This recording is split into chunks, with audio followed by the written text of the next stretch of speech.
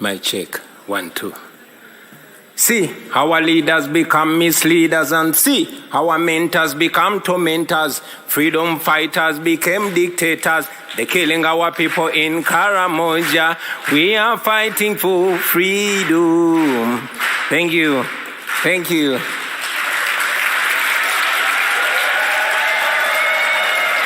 Thank you. Thank you very much. Thank you for the opportunity to share my story, which also represents the story of very many Ugandans that have endured human rights violations for the last 36 years.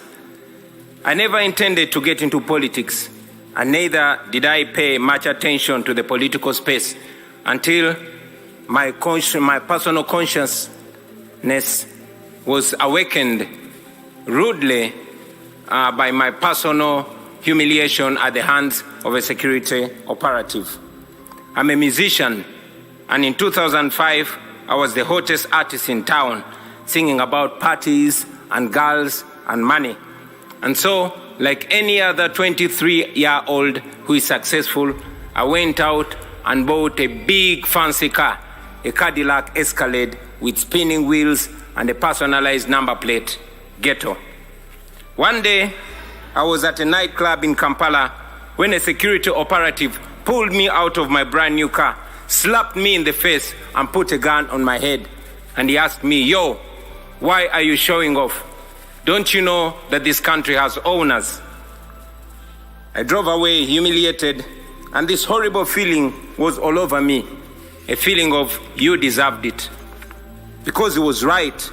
I thought I was safe as a celebrity, partying with the rich and powerful military generals, whining and dining with them. But I did not know that it didn't change the reality that I was just a boy from the ghetto, and that I would not be free from their oppressive rule until everyone in Uganda was free. That incident reminded me of the humiliation that many Ugandans faced every day. I couldn't forgive myself for having allowed my temporary and deceptive comfort and elevation from society to blind me from the plight of my fellow disadvantaged people. And I decided on that day that moving forward, I would be a voice of social justice. For 36 years, Uganda has been under the rule of General Yoweri Museveni. More than 85% of Ugandans have never seen another president in their lifetime.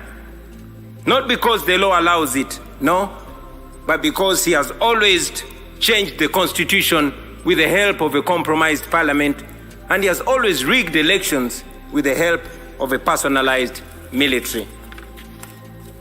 But regardless of all this, the Western world continued to tolerate and enable General Museveni because he is considered a useful dictator, good for regional security and national stability, even if he bends a few rules. But that's not true. General Museveni rules Uganda with an iron hand. He deploys the military against the citizens and students. Those who oppose him are either put in prison, tortured, or killed. His administration ranks one of the most corrupt in the world. His family members and henchmen have plundered our nation at the expense of healthcare, education, and other social services. So, sitting there in my fancy car, beaten and humiliated, I knew I could not stay silent anymore. So, for the next 10 years, I dedicated my music to the plight of the common Ugandans and the fight for human rights. In 2016, General Museveni rigged the election and declared himself president again. And that's when I decided that if the parliament could not come to the ghetto would go to the parliament. In 2017, thank you. In 2017, I decided to run for a parliamentary seat. Our constituency campaign turned into a national campaign, and we won the seat with 80%. Then we started the People Power movement to awaken a generation of young Ugandans, talking to them about democracy and explaining to them why they must get involved. This annoyed General Museveni, and from then we were branded as enemies. In 2018, while on a campaign trail in the northern Ugandan district of Arua, General Museveni decided that it was too much for him to take. He alleged that our supporters had stoned his motorcade, and for that reason, the military was given orders to shoot and kill. I had just stepped out of my car when suddenly I heard gunshots. Blah, blah, blah. My driver and friend, Yasin Kauma, was shot dead in the car seat that I had been occupying just a few minutes earlier. I took a picture of him and tweeted it, him lying in a pool of blood. I tweeted it with the caption, "Police has shot my driver dead, thinking they've shot at me." And then the Special Forces Command, a section of the military that is led by General Museveni's son, Muhoozi Kainerugaba, started hunting for me. For the next 8 hours, I hid in a random hotel room as they broke down every single door looking for me. Meanwhile, my tweet went viral, and suddenly the entire world was watching Museveni. So when they finally found me, they did not kill me, but they tortured me to near death. I was detained in a military base for several days. Not even my family knew where I was. I later learned that people protested in very many parts of the world calling for my release. And for this, I am forever grateful, because if it was not for that pressure, I'm sure I would not be alive to talk to you today. In a military court, I was charged with the offense of annoying the president, treason, and illegal possession of firearms. They displayed 2 machine guns to prove that.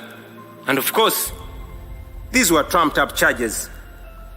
Out of shame, the firearms charges were later dropped and the guns disappeared. 2.5 years later, that case has not been heard.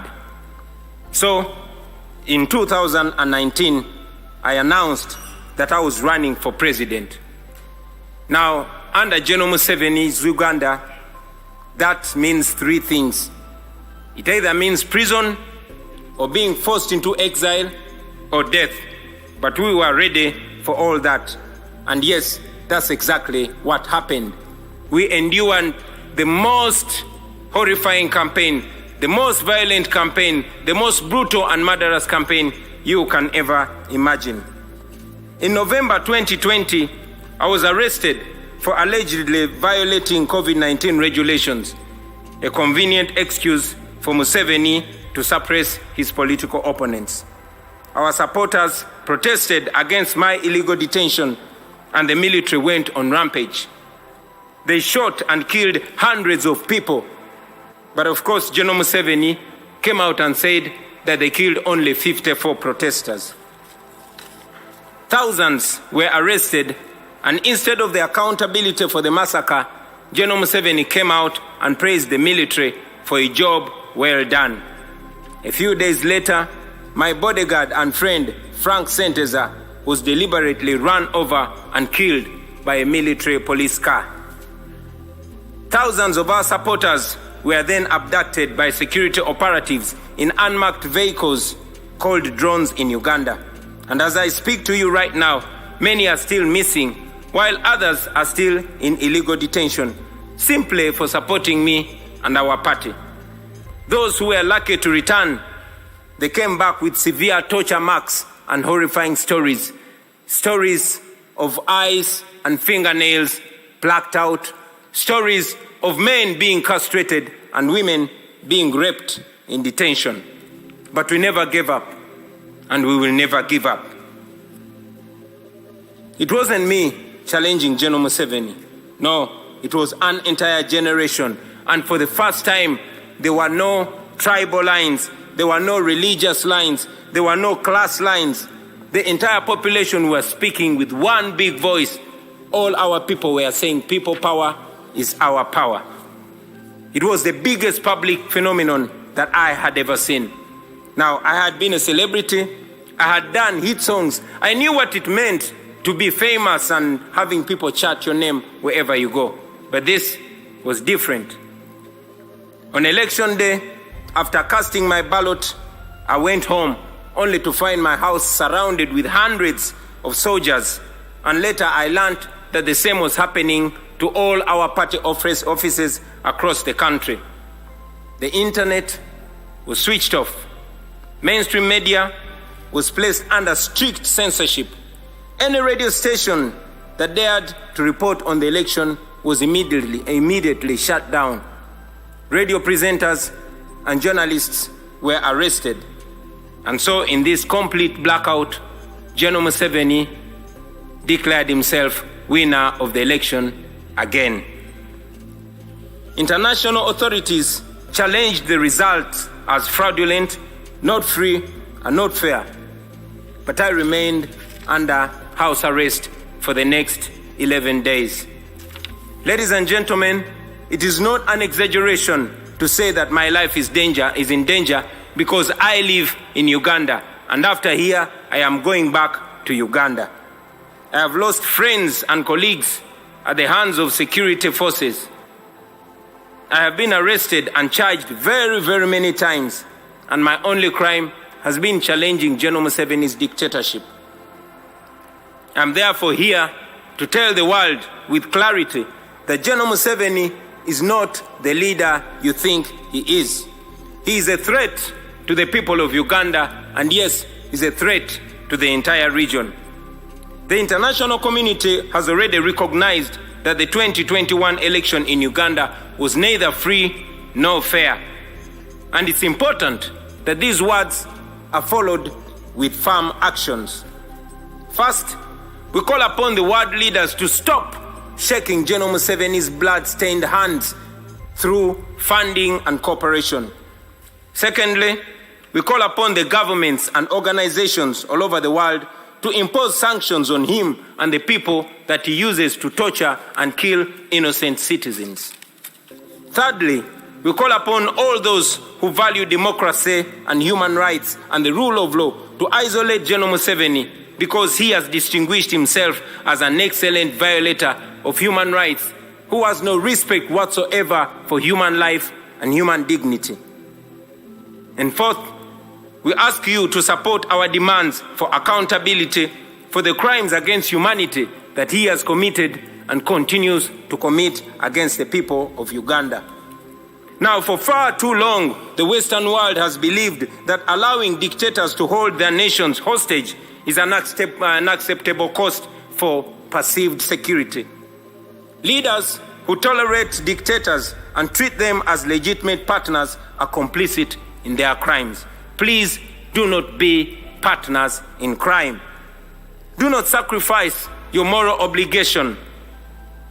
Do not sacrifice your moral obligation for short-time convenience. Please stand on the right side of history. I thank you.